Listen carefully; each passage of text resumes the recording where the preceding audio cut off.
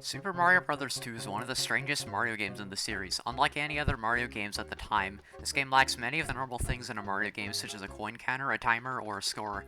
However, the GBA remake of the game changed Super Mario Bros. 2 a lot, with redesigned levels, new collectibles, and even new bosses. But one of the biggest changes was the addition of a score counter. It's pretty clear Nintendo added this so people could see how high they could get their scores, but what if we went in the opposite direction and went for a low score? Without further ado, let's find out the lowest possible score required to beat Super Mario Advance.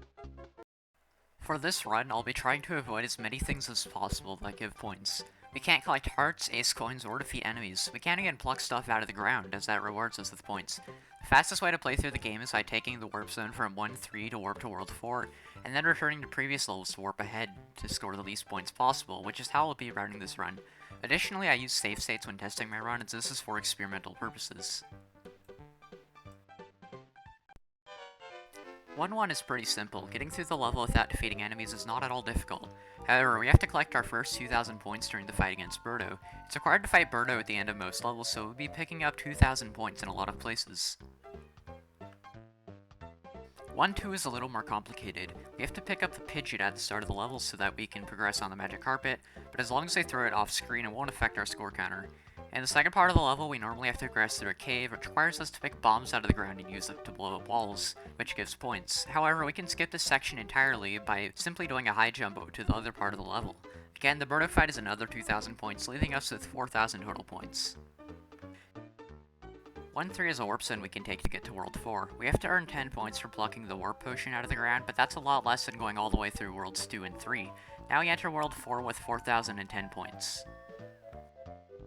This is where things start to get interesting. While putting off this video for ages, I learned that it was possible to go to any previous level after taking a warp zone by saving and quitting, and then pressing left or right on the file select menu.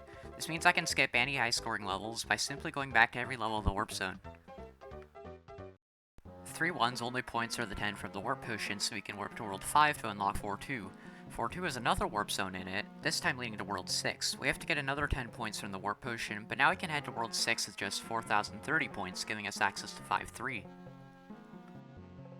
5-3 also conveniently has a warp zone at the beginning of the level, so we can avoid the entirety of World 6 while getting just 10 points. This puts our score at only 4,040 heading into the final world.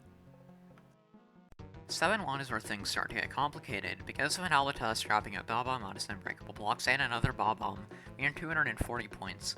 I attempted this section multiple times and was able to get down to just 80 points earned by quickly picking up the Bob-Ombs and throwing them away. It might be possible to leave this area without any points from the Bob-Ombs, but as of now, I haven't found a way to do so. To get to the next part, we have to pull another rocket ship out of the ground, which gives us 1,000 points. I tried going the other direction, but unfortunately it didn't lead anywhere. The next issues were 2 cherries and a narrow path. I was able to avoid the first one by doing a duck jump with Peach, but I couldn't avoid the second one. For some reason, small players in Super Mario Bros. 2 still have 2 block tall hitboxes, unlike in other games where small players have a 1 block tall hitbox. This made it so I had to duck under it, which I could not do no matter how hard I tried. However, we don't need to do any of this, as you can simply jump over this section. Finally, the Birdo fight gives us another 2,000 points, so we leave 7-1 with 7,120 points. 7-2 is the game's final level, and despite that, it's honestly pretty simple. However, we have to get 2,000 points because we need the key from the Birdo to progress to the final area. I thought I would get points for defeating the Hawk door at the end, but surprisingly it doesn't reward you with any. The final battle against Wart is pretty simple. In most cases, we'd have to pull vegetables out of the ground, which would give us points. However, Wart instead is a machine that spits out vegetables without awarding any points. This makes the fight against Wart easy. Defeating Wart gives us a whopping 10,000 points, which increases our score by more than 100%. Unfortunately, we have to deal with that because there's no way around the final boss. This leaves us a grand total score of 19,120 points.